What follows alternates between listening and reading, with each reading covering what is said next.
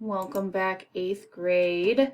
So we are talking about slope-intercept form when it comes to graphing or writing equations. This should be very review. This should be review. If it's not, that's okay.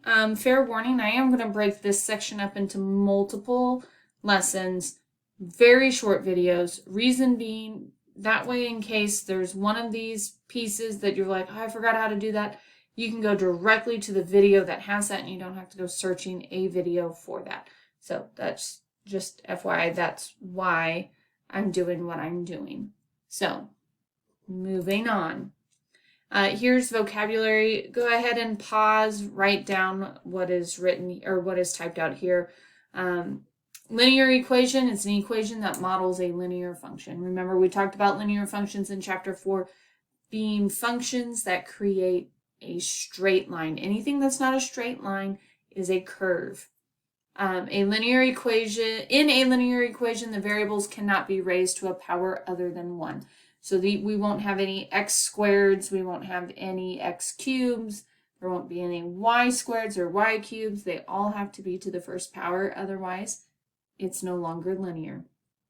And then the y-intercept is where the graph crosses the y-axis. Again, if you need to pause to write what is here, please do, so that you have your vocabulary. All right, and then I am moving on. Slope-intercept form. Y equals mx plus b. Know it. Now, if we ask you what is slope, it is not this. Okay, slope is what you learned in a different section where it was y minus y over x minus x. That is slope. What we're talking about here is slope-intercept form. And why it's called slope-intercept form is because our m is our slope. This form tells us both our slope and our y-intercept. And so we call it slope-intercept form. That's the whole reason why it's called that. Because it tells us the slope, our rise over our run, right? And then our y-intercept. Now, very important.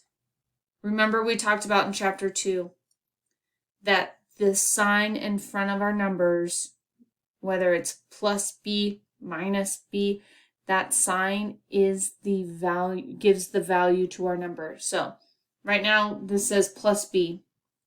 But if that were to say minus b, then that means we have a negative y-intercept. So this is our value of b. So whether it is positive or negative, that's what that's telling us. And then our y-intercept, that's the point 0, comma, whatever our b value is. Okay.